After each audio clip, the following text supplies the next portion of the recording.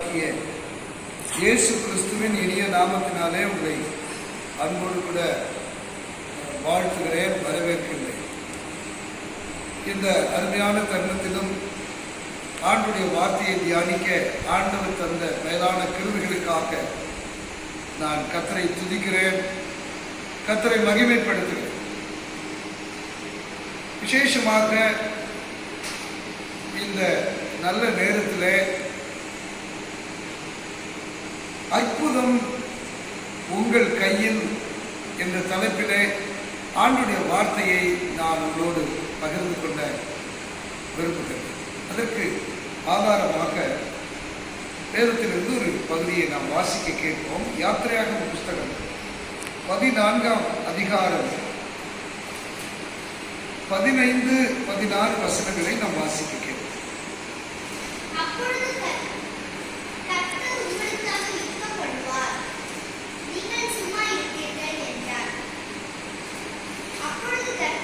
அப்பொழுது கர்த்தர் மோசேயை நோக்கி,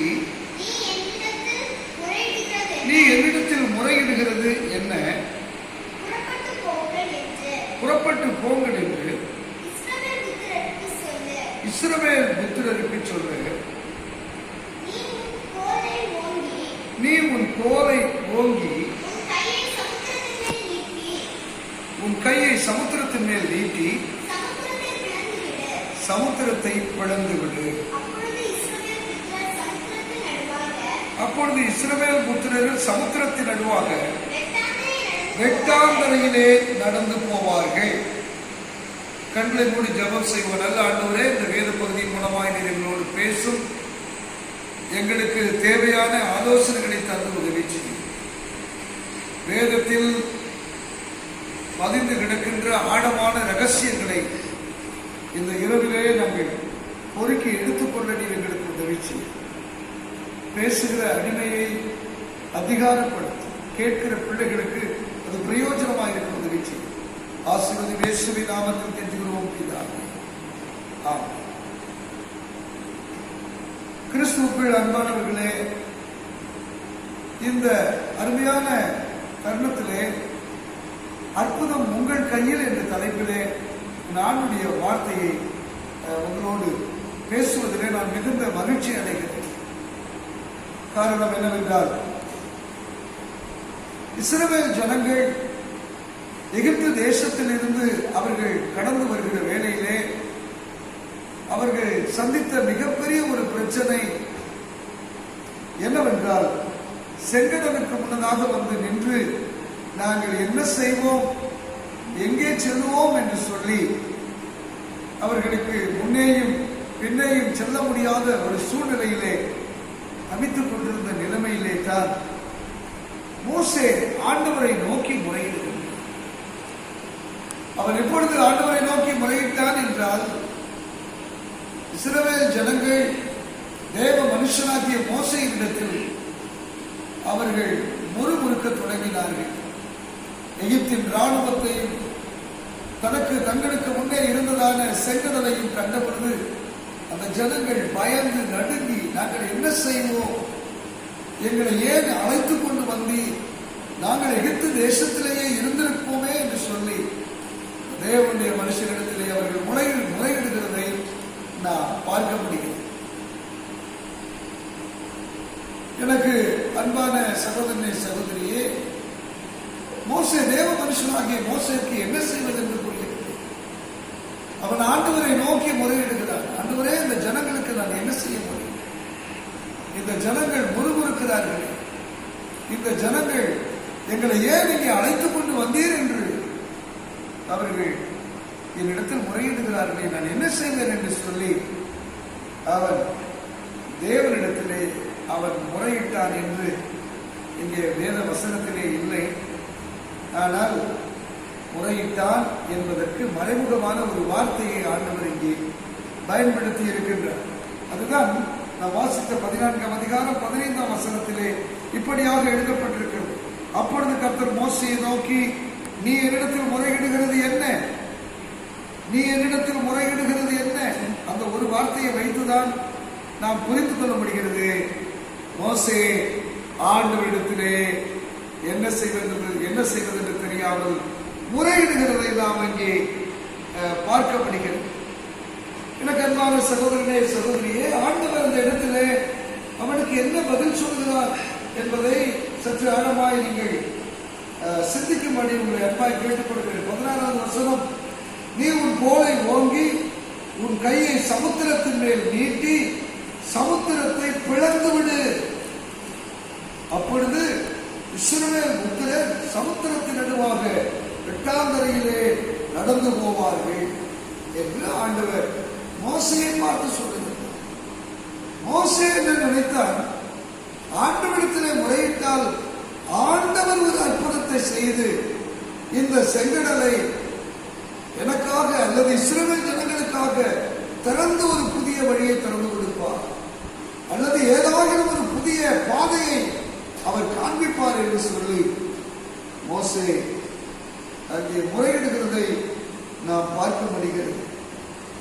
காரணம் என்னவென்றால், தனக்கு முன்னே இருந்த பிரச்சனை ஒரு பெரிய பிரச்சனை, ஒரு சாதாரண பிரச்சனை என்றால் ஆண்டவரிடத்திலே மன்றாடி ஆண்டவரிடத்திலே ஜெபித்ததை பெற்றுக்கொள்ளலாம் என்கிற சிந்தை இன்றைக்கு நமக்கு இருக்கிறது போலதான் அன்றைக்கு தேவ மனுஷனாக மோசேக்கு இருந்திருக்க வேண்டும்.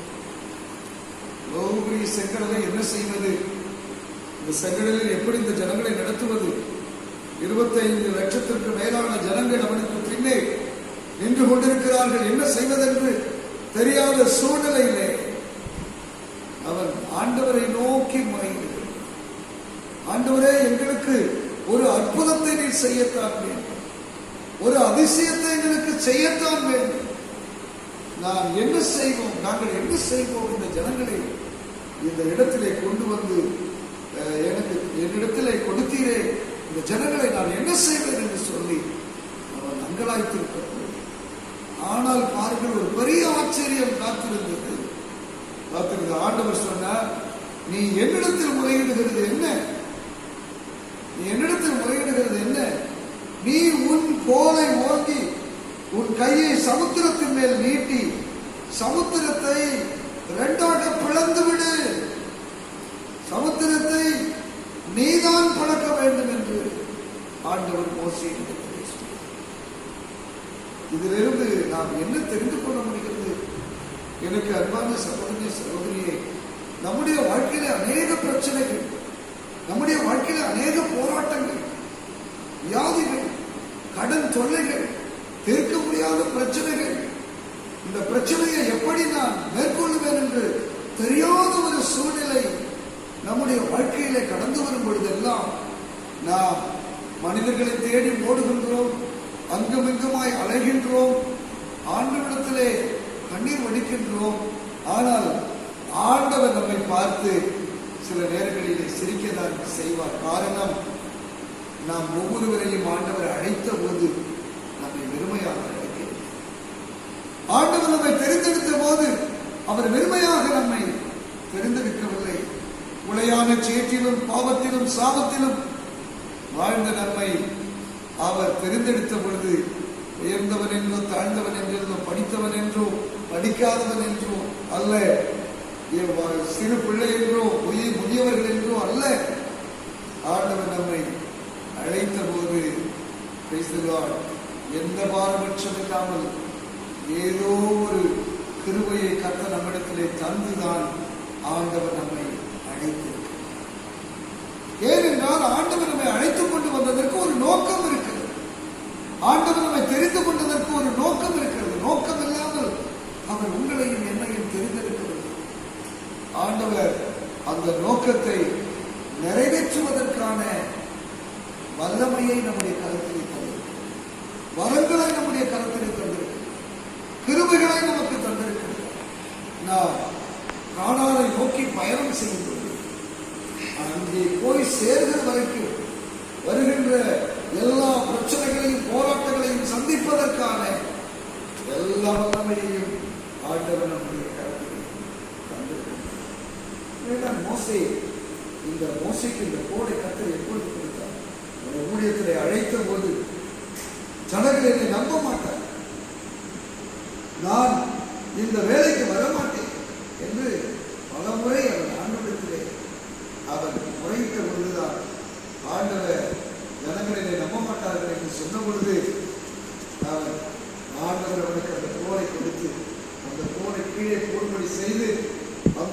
பாம்பாய் மாறின பிறகு அதை மறுபடியும் அதன் வாலை பிடிக்க செய்து அதை கோலாக மாற்றி ஒரு பெரிய அற்புதத்தை அவனுக்கு நிகழ்த்தி, அப்படிப்பட்ட ஒரு கோலைத்தான் உன் கையிலே கொடுக்கிறேன் என்று சொல்லி அந்த ஜனங்களை நடத்தும்படி ஆண்டவர் அவனுக்கு அந்த கோலை கொடுத்திருக்கிறார்.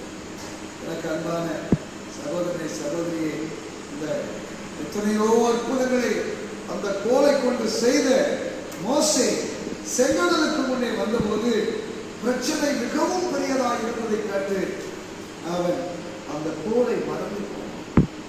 இந்த அருமையான நல்ல நேரத்தில் உங்களை பார்த்து நான் சொல்லுகின்ற காரியம், ஆண்டவர் உங்களையும் அழைத்தபோது உங்களை நடத்துவதற்கான, உங்களுடைய குடும்பத்தை நடத்துவதற்கான ஏதோ ஒரு வல்லமையை கற்றுக், ஏதோ ஒரு கிருபையை கற்றுக் உங்களுக்கு கொடுத்திருக்கிறார், ஏதோ ஒரு தாளத்தை உங்களுக்கு கொடுத்திருக்கிறார். நீங்கள் வெறுமையானவர்கள் அல்ல, உங்களுக்குள்ளேயே ஒரு அற்புதம் இருக்கிறது, உங்களுக்குள்ளேயே ஒரு அதிசயம் இருக்கிறது, உங்களுக்குள்ளேயே ஆண்டவர் ஒரு விடுதலையை வைத்திருக்கிறார் என்பதை நீங்கள் மறந்து போகக்கூடாது. நல்ல சொல்வோமா? கர்த்தருடைய நாமத்திற்கு மகிமை உண்டாவதாக.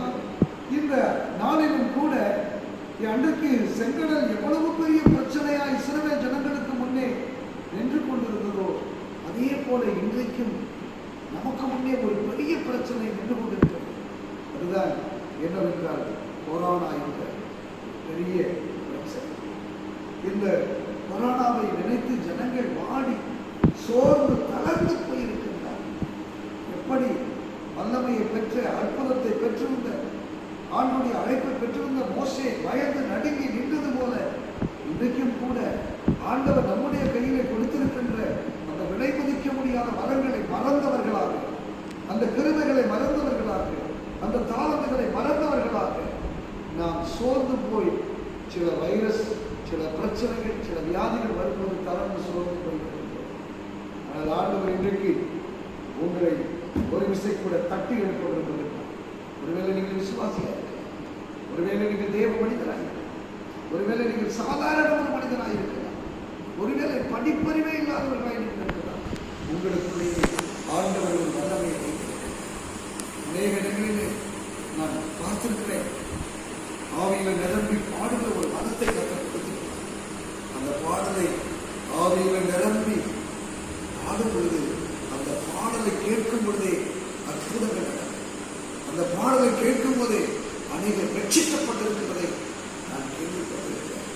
ஆவியில நிறைந்து தேவ மனிதர்கள் பிரசங்கம் பண்ணும் பொழுதே அற்புதங்கள் நடப்பதை நான் கேட்டிருக்கிறேன். ஆவியில நிரம்பி ஆண்டுடைய வார்த்தையை பிரசங்கிக்கும் பொழுதே அநேகர் அபிஷேகத்தில் நிறைகிற அனுபவங்களை நான் பார்த்திருக்கிறேன். தேவ மக்கள் ஆவியில நிரம்பி ஜெபிக்கும் பொழுதே அசுத்த ஆவிகள் புறப்பட்டு ஓடுகிறதை நம்முடைய திருச்சபைகளிலே நாம் காணவில்லையா? என்னை கேட்கிற அருமையான சகோதரனே, சகோதரியே, இன்றைக்கு நமக்கு முன்னே நிற்கிற இந்த செங்கடலை போல நிற்கின்ற இந்த கொரோனா என்ற வைரஸை குறித்து நாம் கவலைப்பட வேண்டிய அவசியம் இல்லை. உங்கள் கையிலே ஆண்டவர் கொடுத்திருக்கின்ற அந்த கோலை எடுங்க. அதுதான் ஜெபம் என்ற கோல். சில தேவனுடைய பிள்ளைகளுக்கு ஆண்டவர் ஜெபிக்கக்கூடிய கிருபைகளை அந்த ஜெபம் மணிக்கூர் ஜெபிக்கிற கிருபை, 1 மணி நேரம், 2 மணி நேரம், 3 மணி நேரம் ஜெபிக்கிற கிருபைகளை தந்தது. அந்த கிருபை எல்லாருக்கும் கிடையாது. ஆனால் சிலருக்கு ஆண்டவர் அந்த கிருபைகளை தந்திருக்கிறார். அந்த கிருபையை நீங்கள் பயன்படுத்தும் பொழுது ஒரு அற்புதம் உங்களுடைய குடும்பத்தில் நடக்கும். தனிப்பட்ட வாழ்க்கையில அற்புதம் நடக்கும்.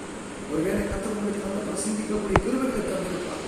இந்த வார்த்தைகளை கொண்டு நீங்கள் பிரசங்கிக்கும் பொழுது ஆண்டவர் கிரியை செய்வார். ஒருவேளை நீங்கள் நன்றாக ஆராதிக்கக்கூடிய ஒரு நபராக இருக்கலாம். ஆவியில நிரம்பி ஆராதிக்கும் போது உங்களுக்கு எதிராக இருக்கிற செங்கடல் இரண்டாகி படக்கும். இங்கே அப்படித்தான் ஆண்டவர் சொல்லுங்க, மோசே நீ என்னிடத்தில் முறையிடுகிறது, உன்னுடைய கையில் இருக்கிற கோலை எடுத்து செங்கடலுக்கு நேராக நீட்டி செங்கடலை 2ஆய் பிளந்து விடு. நான் அல்ல உனக்காய் செங்கடலை பிளப்பது, எனக்கு நீதான் செங்கடலை பிளக்க வேண்டும் என்று சொல்லி கர்த்தர் அவனுக்கு கொடுத்த கிருபையை தட்டி எழுப்பி அவனை பலப்படுத்தி நிறுத்துகிறதை நான் பார்க்க வேண்டும். என்னை கேட்கிற அன்பான சகோதரி சகோதரி, இந்த ராத்திரி அற்புதம் உங்கள் கையிலேயே கற்றுக்கொள்ளும். உங்களை அழைத்த போது, உங்களை தெரிந்து கொண்ட போது உங்களுக்குள்ளேயே பலத்தை வைத்திருக்கிறார், வல்லமை வைத்திருக்கிறார். எனவேதான் அப்போஸ்தலனாகிய பவுல் சொல்லும்போது இப்படியாக சொல்லுகின்றார், ஆவியிலே அனலாயிருங்கள் என்று சொல்லுங்கள், ஆவியை அவிழ்த்து போடாதீர்கள் என்று சொல்லுங்கள், ஆவியில நிரம்பியிருங்கள் என்று சொல்லுங்கள். இந்த அருமையான வேலைகளும் கூட உங்களுடைய கர்த்தர் உங்களுக்கு கொடுத்திருக்கின்ற வரங்கள், கிருபைகள் எது என்பதை கண்டுபிடித்து அதை நீங்கள் பயன்படுத்தும் போது அதை கொண்டே கர்த்தர் உங்கள் வாழ்க்கையில அற்புதங்களை செய்வார், அதிசயங்களை செய்வார் என்று சொல்லி ஆண்டுடைய வார்த்தையை நான் சுருக்குகிறேன். கர்த்தர் ஆசீர்வதிப்பாராக. நாம் கண்களை மூடி ஜெபம் செய்வோமா? நல்ல ஆண்டவரே, இந்த அருமையான நல்ல நேரத்திற்காக நாம் கொடுத்திருக்கிறோம். ஒரு விசை கூட நீர் உடைய பிள்ளைகளுக்குள் வைத்திருக்கின்ற மிகப்பெரிய வல்லமை வரங்களை ஒரு விசை கூட ஆண்டவரை தட்டி எழுப்ப, அவர்களை மறுபடியுமாய் அந்த இடத்தில் கொண்டு வந்து நிறுத்துவதற்கு நீர் ஆண்டவரை இரக்கம் காண்பிக்கின்ற கிருபைக்காக நம்ம நன்றி செய்கிறோம். நாம் நம்மளை சோர்ந்து போய் தளர்ந்து போய் என்ன செய்வதற்கு தெரியாமல் பயந்து நடுங்கி வாழ்ந்து கொண்டிருக்கிற ஒவ்வொரு பிள்ளைகளும் இந்த வார்த்தையை கேட்கும் பொழுது, இந்த வசனத்தை கேட்கும் பொழுது அவர்களுக்குள் இருக்கிற வரங்கள் கிரிய செய்யட்டும், வல்லமை கிரிய செய்யட்டும். ஆவியான ஒரு உணர்வை அவர்களுக்கு தந்து ஆவியிலே பலன் கொண்ட கிருபை செய்யவே என்று நாங்கள் சொல்லிக்கிறோம்.